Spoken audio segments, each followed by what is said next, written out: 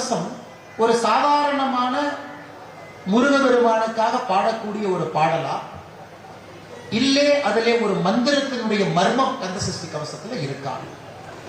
இன்னைக்கு நல்லா நீங்க கந்தசஷ்டி கவசத்தை வீட்டுல பாடுறவங்க நல்லா யோசிச்சு பாருங்க. சரவண பவ அப்படின்னு ஒரு வார்த்தையை பயன்படுத்துறோம். சரவண பவ என்கின்ற வார்த்தையை பயன்படுத்துறோம். சரவண பவ, சரவண பவ ஒரு மந்திர சொல். அப்படி சரவண பவ இது சொல்லும் பொழுது ஒரு மந்திர சொல். நமக்குள்ள அந்த ஒளியை நாம் சொல்லும் பொழுது நமக்குள்ள ஒரு மாற்றம் வரும். நல்லா பாருங்க, சரவண பவன்ல முன்னாடி இருக்கக்கூடிய சாவை தூக்கி நான் பின்னாடி போடுறேன் ஐயா. சரவண பவன்ல சாவை தூக்கி பின்னாடி போடுறேன். ரவண பவச, சா தூக்கி பின்னாடி போட்டா ரவண பவச. இப்ப முன்னாடி இருக்கக்கூடிய ராவ தூக்கி பின்னாடி போடுறேன். வனவ வசர. முன்னாடி இருக்கக்கூடிய வாவ தூக்கி மறுபடியும் பின்னாடி போடுறேன். நவவ சரவ. நாவ தூக்கி மறுபடியும் பின்னாடி போடுறேன். பவச ரவண. முன்னாடி இருக்கிற பாவ தூக்கி பின்னாடி போடுற வசர வனவ.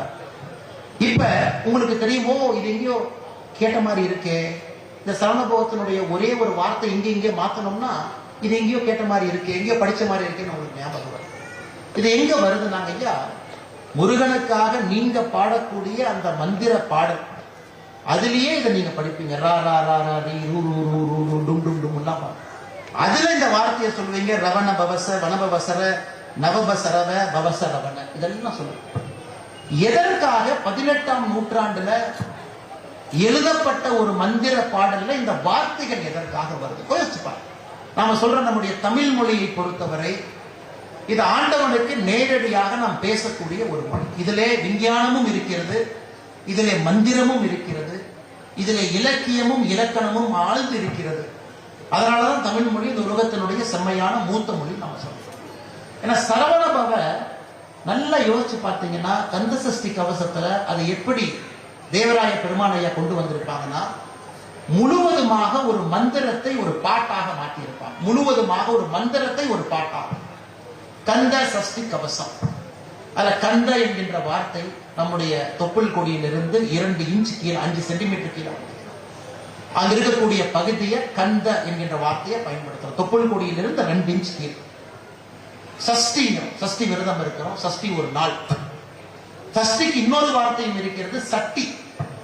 சட்டி என்றால் நம்முடைய கந்த பகுதி சட்டி மாதிரி இருக்கிறனால, தொப்பிலிருந்து 2 இன்ச் கீழே வந்தீங்கன்னா அந்த பகுதி கந்த, அது அந்த பகுதி சட்டியை போல இருக்கும். கந்த சட்டி கவசம், கந்த சஷ்டி கவசமா மாறும். இன்னும் கொஞ்சம் ஒத்து பார்த்தீங்கன்னா பெரியவங்க சொல்லுவாங்க, சட்டியில் இருந்தால்தான் அகப்பெயல் வரும்.